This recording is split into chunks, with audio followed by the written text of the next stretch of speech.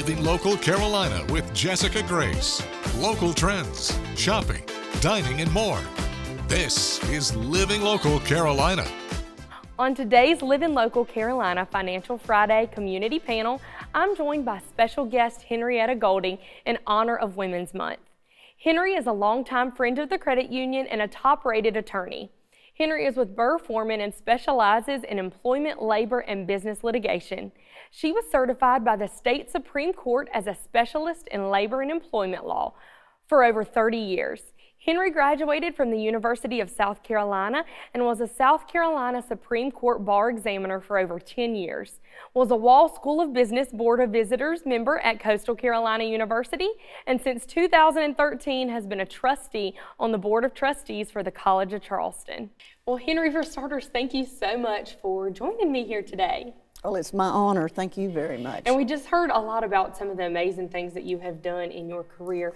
What initially got you interested in becoming a lawyer? Well, I think that started when I attended the College of Charleston.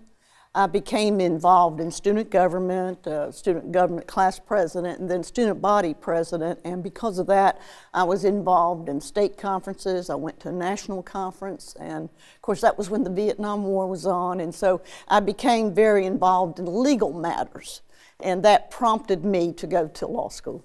Interesting. And I feel like so many people, who think maybe they're good arguers would be a good lawyer. When you were at the start of your career, what made you think that you would be, a good lawyer? Well, I thought that my premise, and this may be probably not what you want to hear, but my mother was a very hardworking, brilliant woman holding down 3 jobs, primarily in the restaurant business. And I knew I did not want to be a waitress all my life. Yeah. I had to have a profession, and I did like the law and the government matters, so that's where I went to law that's school. interesting. And then, starting, like you said, your mother was a waitress, and back then there, were not a huge opportunity for women to do different jobs other than, be a waitress or a teacher, things like that. What are some of the challenges that you faced in becoming a lawyer at the beginning of your career? Well, I graduated from law school in 1977, 46 years ago. While that may not seem a long time to you, it is a long time. Yeah. And you're going to have to put your mind back into 1977. Right. When I was interviewed, I went to a number of reputable law firms in this state, and I met with several, and a number of times I had the senior partner say, well, Miss Golding or Henrietta, your grades look good, but I don't think we're ready for a woman. Yeah. And nowadays, even if someone would think that, you never would hear anything like that. Yeah. So the times were very different. And I was not aware of the Anita Hill, I was aware, but we did not espouse that. I accepted that, and I said, well, I understand. Yeah. So. Which is interesting. And were there any people, as you were going to look, that played an influential role in your entrance into the law field and, really getting that first step? Well, I was very lucky when I went to the College of Charleston, and I became President Stern at the college. He was a wonderful human being, and for some reason he took a personal interest, and he helped me and my sister go through college and beyond. Well, that's wonderful. Yeah, that really was. And that's so important. Even, today that there are people that, help women to find their full potential and to get into those, important roles. And I know we talked about some of the different challenges, that you may have faced. Were there, did you come across people that were like-minded as yourself that, saw that there was a place for women in the industry and kind of helped you along? Oh my goodness, the one person that comes out is Justice Jean Toll. Yeah. She was phenomenal for women in the state of South Carolina and the legal practice. Her philosophy was ladder up. You see someone, you help them up, you help them step up the ladder, and she did that a lot.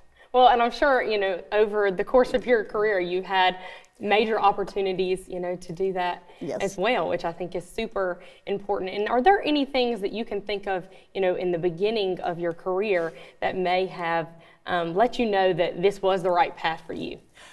Well, we had, as you can imagine, in the beginning of my career, I was very fortunate to be hired by Skeets Bellamy at the Bellamy Law Firm. Yeah. And he, you know, being a woman made not a factor, but Yeah. in his law firm, you know, there were some pushback. Yeah. But overall, it was very, very positive. And in my early years, I had a number of lawsuits that were influential. Yeah. I sued a law firm, not a law firm, excuse me. I sued a company, a large company Yeah. throughout the country for 2 ladies that were subject to sexual harassment. Wow. And the trial, Yeah. we went to trial. The company president said, never would I ever agree to settle or anything like that. Right. We got a jury verdict, Yeah. a very nice jury verdict. It was appealed. It went to the Fourth Circuit Court of Appeals. Wow. And at that time, University of Virginia had a brand new law school. Yeah. And so this case was assigned to be heard before the student body at Virginia the law school. Yeah.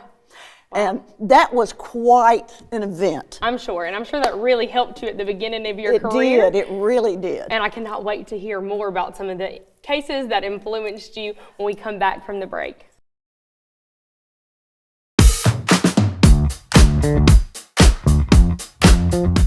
Welcome back to the Living Local Carolina Financial Friday Community Panel. Before the break, we were talking to Henry about the start of her law career. And Henry, as your career began to develop, I know there are so many different types of law that people can go into. And you know, when someone says they're a lawyer, it can mean so many different things. As you began to establish yourself in your career, what was kind of the field that you felt most passionate about?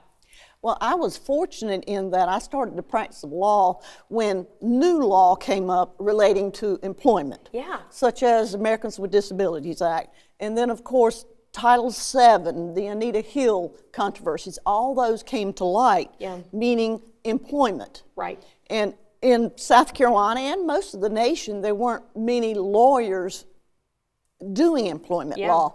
And so I established that niche in this Right. community, and I became, to a certain extent, the go-to employment lawyer. Yeah, which is wonderful. And, you know, now things change so much. And I'm sure over the course of your career, how did you battle with, you know, employment law and different things coming up that were ever changing? Okay.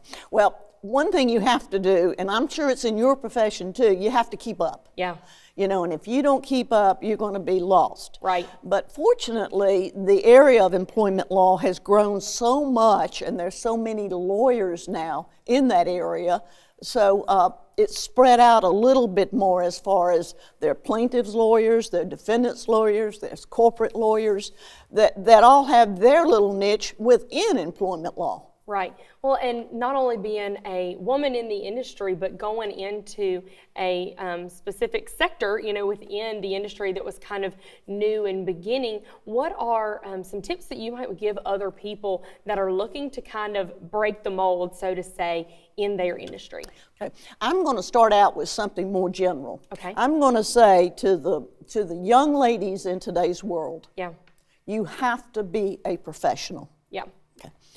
You know, in my office, we have staff members who are wonderful human beings, and they're all females. Yeah. And they all have college educations, Right. but they have no profession. Yeah. If you are a female today, you must have a profession. And I think that will be true for 50 more years. Mm-hmm. Have a profession, be an architect, be an engineer, be a nurse, but have a profession, because you won't lose that. Right. So that's what I know that didn't directly answer your Yeah. question, but I need to tell everybody, every young lady needs to know, going to college is wonderful, makes you a well-rounded person, Right. but you need to have a profession. And for you specifically, you know, you were kind of able to find your profession knowing, you know, what you didn't want to do. Do you have any tips for people that maybe don't have a profession right now and don't really know the route that they're looking to go and how to find the right profession for them? Okay. Well, this is a truism, just work as hard as you can. Yeah.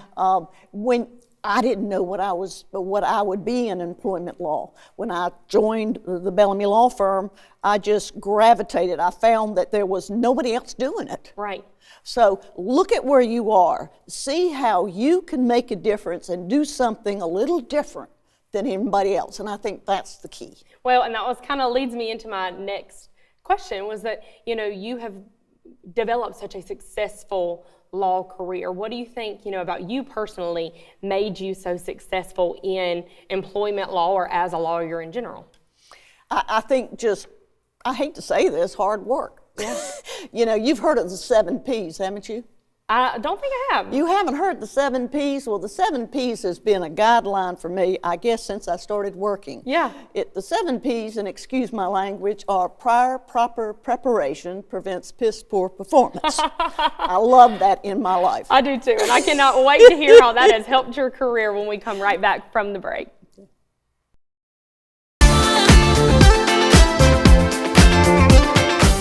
Welcome back to the Living Local Carolina Financial Friday Community Panel. Since March is Women's Month, I am joined by Henry Golding, who is here to talk to us about her very successful law career and being a woman in a very male-dominated field. So, Henry, what are some of the different ways that you would encourage other women who maybe are just getting started in their career or are looking to change careers but have been intimidated about working in an industry that is male-dominated? Thank you. Well, early on in my law practice, there were several incidents in which a male attorney tried to intimidate me. Yeah. An instance was I brought a lawsuit, and it was a very newsworthy type of lawsuit, and the lawyer for the defendant drove up from Charleston, wanted to meet with me. I didn't know what about, and I said, certainly. And he drove up here, and he said, Henry, I just don't think that you ought to be involved in this lawsuit. It's just probably something that you just need to step aside. Yeah. And of course, I was very nice to him, and I told him I thought he was a little misguided. He must not have known you very well. Well, subsequently, obviously, I wouldn't be telling this story, but I won the case. Yeah. But don't, be nice. Yeah. Don't be intimidated, and don't take it personal. I even had, many years ago, an individual, a man, he was walking out of the courthouse in Conway with his lawyer, who I've known for a long time, and he came up to me, the jury just socked him pretty good, and said, if you were a man, I'd knock your teeth in. I said, okay. I didn't say anything. His lawyer jumped in, but I thought to myself, had I been a male, he wouldn't have said that to me. Right. He would not have said that. And so, don't let males intimidate you. Don't let others intimidate you. If you believe you're doing the right thing, just go forward. Yeah, I think that's such great advice. And I think there's so many men, who may be in the workplace that are not like the men that you just discussed, Absolutely. but are, in a position to where maybe they don't really know how to be allies. And I'm very fortunate at Carolina Trust, we have such amazing, male allies within our field that is a, male-dominated field. But for the men out there who want to be allies and advocates for the women in their workplace, what are some tips that you could give to them? I think that just treat every person with respect. Yeah. Whether it's male or female. And Carolina Trust, when I first started doing legal work many, many years ago, Jerry Miller, I've known him socially and something, probably Rotary, I'm not real sure how we got to know, but he came to me and we talked. He introduced me to Jessica Wilson, and he came to me not because I was a female, but because I was a competent lawyer. Right. And I said, Jerry, that's wonderful. Yeah. And Jerry then was retired, and Tim Carlisle, and I've met with Tim, and it's the same. Right. They look at you, they communicate with you in your profession, and they respect that. Yeah. And it feels so good to, be in the opposite side of those shoes where you are working with men who respect and enjoy having, strong, empowered women in the workplace. Yes. And for the women that are in their workplace that want to, maybe empower other young women, what are some ways that we as women can lay the groundwork for other women to come?